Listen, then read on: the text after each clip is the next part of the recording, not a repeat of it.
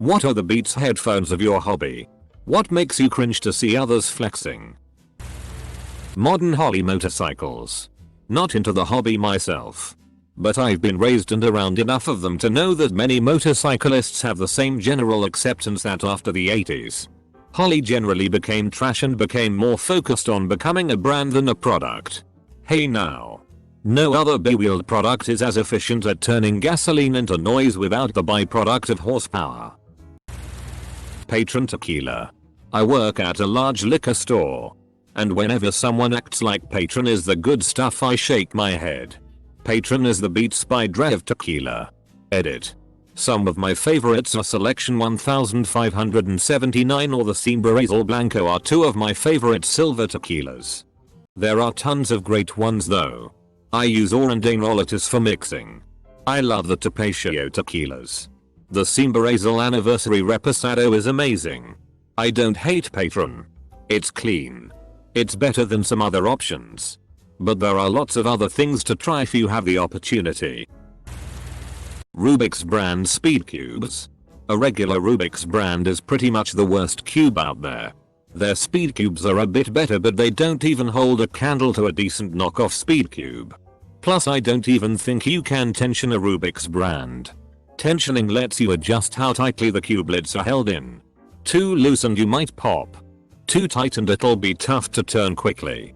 Everyone has a different tension they like. While I agree that Rubik's brand cubes don't come close to real speed cubes, I'd call the real beats of the speed cubing industry V-Cube. Their cubes are low quality and ridiculously overpriced. Beyond that, they use their vague patents to take advantage of other cube companies that actually have much better cubes with designs that are not similar. Addy interchangeable knitting needles. I'm a knitter, and I hear about these knitting needles constantly. I've seen them go anywhere from $130 to $200, and everyone is always insisting that they are far superior to other needle brands. I've been legitimately looked down on for using a cheaper brand of interchangeable knitting needles. I'm all for having preferences. Please. If you want or love your Addis, have a heyday. But my work isn't inferior to yours just because I knitted them on clovers or boys. Equals. I don't know if it is 100% the same but shooting sleeves on guys while playing basketball. If you wear a sleeve people are going to assume one of two things. 1. You are good, if you already look athletic. 2. You think you are good but aren't and you are going to act douchy and get way too into it. And then BSP. Edit. You guys of course there are exceptions. I don't need 40 comments about how you are one of them or about how ignorant I am. I am going to make an assumption and then I'm going to stop giving a shit after like 5 seconds. Firefighter here. Any of those I fight what you fear type hero worship shirts are super cringe-worthy in our field. Not quite the same, but I'm in the Air Force. Currently doing training on a Navy base. There's a dude that regularly wears a shirt to the mess that says, "Stay low. Go fast. Kill first. Die last. One shot. One kill. No luck. All skill." Double quote. And every time I see him all I can think is like, dude you're an electronics technician in the fucking Navy. You ain't killing shit. Crosley turntables. This is an absolutely large circular jerk over at our vinyl. But rightfully so. There are for sure worse turntables to get out there. But these are the most popular among grandmas and trendy teens. They're marketed as an easy way to get into vinyl and offer the best experience. Even on the go. Cheaply made. Teeny sounding speakers. Poor electronic innards. And painfully heavy tracking forces that simply eat through records after a dozen plays. You see these being sold everywhere now. Which just makes it an even easier thing for grandma to pick up and give to their teenage grandchild. Please. If you're going to get into collecting and listening to vinyl, just spend an extra $150 and get a good beginner's turntable that won't destroy your records in the long run. It might not be a perfect example but tap out shirts and sweatshirts. I got into MMA in college when it was still very niche in the late 90s and mostly unregulated amateur spectacles, and enjoyed the growth of the sport to being fairly mainstream. But by the mid to late aughts, you'd being seeing guys wearing tap out gear that meant they watched some non-zero amount of UFC and could describe a kimura but never execute in one effectively in real time. I guess that's no different than me wearing my Nike basketball t-shirt to my lunchtime pickup games as an okay work league player. But I make no pretense of being any great basketball player. It seems like a lot of guys in tap out gear try to act their fighters when they have significantly less combat sport training than Tonya Harding. Nuclear engineer here. Every time I talk to another one, they are convinced that nuclear power is the absolute best thing for everyone. They believe any challenge, e.g. safety, waste, proliferation, has already been solved, and people are ignorant for worrying about these things. For example, you think nuclear waste is a problem? Wrong. This sweet molten salt reactor core I designed my senior year is super efficient at reducing waste. Double quote. The reality is that challenges still exist and most are not nuclear engineer related. Chemical engineer, material science, etc. So most of us aren't even experts in these problems. I'm all for nuclear power. But when we come across as religious zealots for it, we lose credibility with the general public. I feel like Adobe products are rapidly approaching Beats level of overpriced. They have always been very expensive. But with the new subscription model, their prices are insane. Combined with the fact that there are several pieces of software that do the same things just as good for under $100. It makes it really hard to justify the price.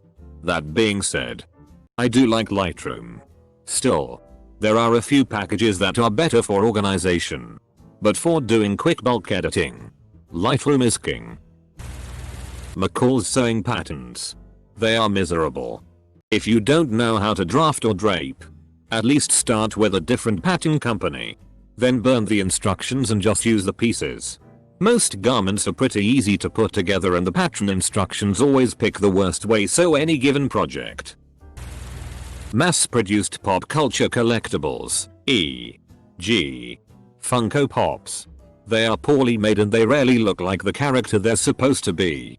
They are exorbitantly expensive for what they are. The people who bought a $5 toy in 1974, held onto it for 30 years and sold it for thousands are the exception, not the rule.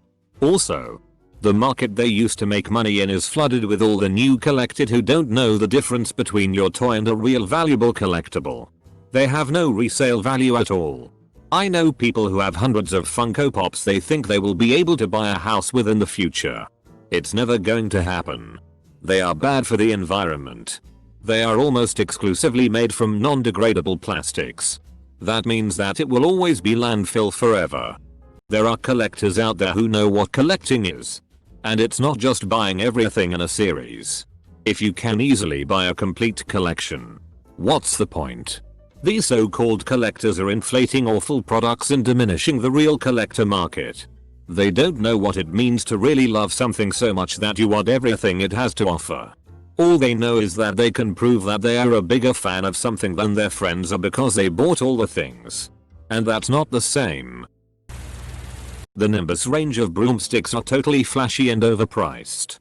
The entire 2000 series, 2000, 2001, 2002, 2009, are zippy but hardly any better than the far cheaper and more dependable Clean Sweep or Comet brands. Sure, many of the pros have contracts with Nimbus, but most decent players go for the latter options. If you see some jerk turn up playing with a snitch in his hand and bragging about how there was house captain at Hogwarts, it's 99% certain they will be riding a Nimbus. Running. Nike Frees are not real running shoes. And people wonder why they're so susceptible to shin splints. Have they changed that much in the last 6 years? I had shocking shin splints from running in Asics Cairns in 2009. Switched to the Frees. They were called Free Run I think back then, and ended up running a full marathon in them. I ended up transitioning to super minimalist from there and haven't looked back. But shoes are one of those things that are specific to each individual. K and S are the exact opposite end of the shoe spectrum. I'm guessing you're not a heel striker, so I'm glad you found a better shoe for your form. I think the Oval Eye served stickers with Iraq or Afghanistan are tacky crap. You're not that special. You were in a unit that was sent overseas. You had no choice. Deploying or not deploying is a roll of the dice. Now that you're back, you want to be worshipped. Congrats.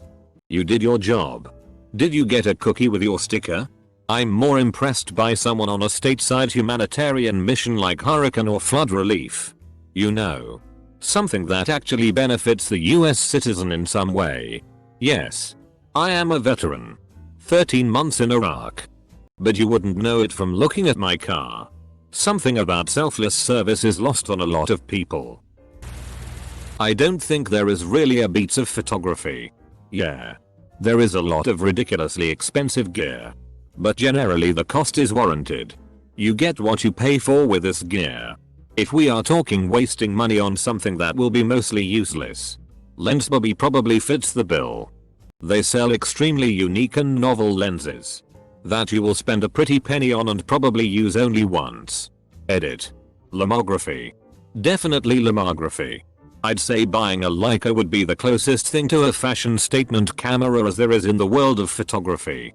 Still great lenses and decent cameras, but way overpriced in comparison to the competition.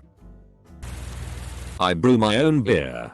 I literally hate most people who brew their own beer. No.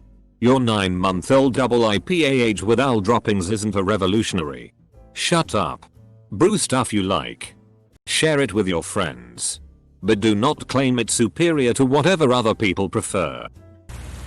Kylie Cosmetics. Too expensive for the quality. A lot of makeup in general lately seems to be more of a competition on how much you spent on your makeup rather than how you look. I've been complimented on my eyeliner, then scoffed at when I tell them it's NYX liquid eyeliner. Bitch. I look fantastic and I spend $2 tube on this shitty and it lasts me months. Doing minimal research before writing anything. Ball jointer dolls, Volks. I've been looked down on for owning cheaper companies. And for owning a Bitsu dolls of all things. Even being treated like crap by a person publicly at meets because I had cheaper dolls. Well, sorry for not feeling comfortable spending $300 even on a naked wigless doll yet. My cheapest is a tiny who was 25, John planning RE Luke Ocarine, bucks with everything. I have nothing against Volks, they are just out of my price range. I'd have loved to own their Blackjack special edition dolls as BJ is my favorite anime, but I just can't reason saving all that money only to buy one thing I might not have room for. Bartending schools. The amounts of times I've experienced a young cool bartender join our team. Be cocky and confident. Only to crash and burn once you're out there. I've only met one decent bartender from a school and that's only because he stuck with it and was willing to retrain himself on the bar. You can learn to be a cocktail bartender on the job. Sitting a room watching some out of touch dinosaur mix a cosmopolitan with food coloring water is not entirely useful. Are all bartending courses a waste of money? What would you recommend? It's not my place to say that as they may work for some people. 95% of the good bartenders would have started out as a bar back glass collector waiter. Essentially working the worst jobs on the bar whilst being trained by the staff. I'd recommend going to your local bars. Applying for whatever entry-level positions they have. Once you're in the industry, you'll be amazed the amount of free training days and tasting sessions become available. All paid for by the spirit producers. That's where bartenders learn a fair amount of their stuff. When kids wear if you're going to cry. Go in the Walken or Chef Life stickers shirts. Even have a part-time banquet cook with a Chef Life tattoo. You're fresh out of culinary school. I bail you out when you're weeded with 4 tickets. Your knife skills suck and you haven't the slightest on ordering. Scheduling. Food costs and budget. You aren't a chef. You're far from it.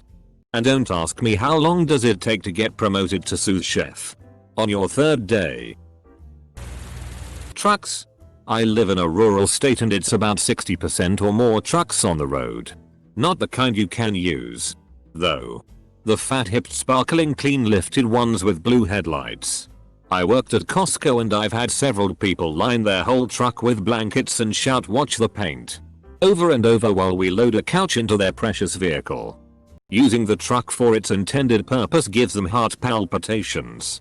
One couple opted to drive their truck home and swap it for their other car because they couldn't rationalize the risk of loading something into the back. To me it's like driving a combine and being horrified at the suggestion of running it through some grass.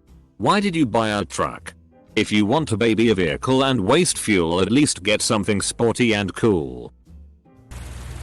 As an amateur alcoholic, I cringe when I see someone walk into a party with an $80 bottle of whiskey only to mix it with Coke. To be fair, if I had plenty of money, I might do it. Have you ever tried an entry level, but decent, peaty Scotch and Coke? Say Lafroig quarter cask? Smoky and delicious. One of the best highballs around. That'll run you around $70 Canadian. I wouldn't spend more than that, because past that price point it wouldn't make a difference. But add the Coke and divide by the number of 1 ounce drinks you can make out of it, and you're spending an $2.80 a drink. That's better than at most bars. Games Workshop brushes or any synthetic brush for miniature painting. They are fine for base coats, but anything outside that and they just don't hold a point, so are useless. WNN Series 7 are amazing and really not that expensive. Personally for me though, even the other lesser brand Sable brushes are just as useless. People always rate them as good as WNN but cheaper. Well, you are honestly talking literally £1 or £2 cheaper, and no, they aren't as good. The handle will be flimsy or light. There may be less actual hair, so the tip is too soft. Spend the extra quid and just get the actual best.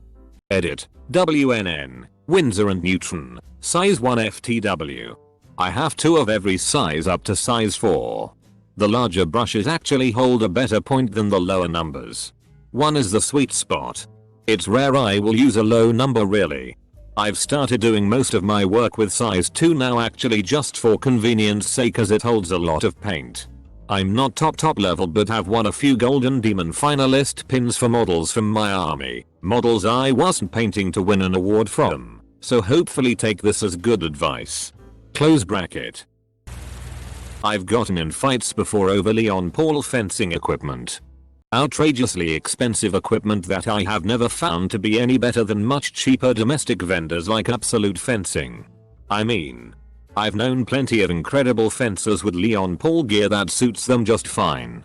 But if you go to a tournament and see some low skill maximum aggression jackass walking around like he owns the place, I can guarantee you he'll be decked out in Leon Paul. Honestly, Harley Davidson motorcycles. Based on the obscene cost, they are incredibly underpowered and have always been quite behind the competition for technological improvements. And a lot of the riders are posers. I feel this very well matches Beats. Overpriced, underperforming, and, most of the time, used by posers. Wayne Goss brushes. First he tried making a big deal about makeup brushes being too expensive and wanting to do a quality line but at affordable rates. My ass $215 brush set is affordable. Better quality lines for less. And far superior for slightly more. Like Haku Hodo. This is going to sound stupid, but colored handcuffs. They are not insanely expensive, but we have had a huge fad of officers buying colored handcuffs and I do security, and wearing like 3 or 4 or 8 pairs of handcuffs on one belt. It drives me f-king crazy.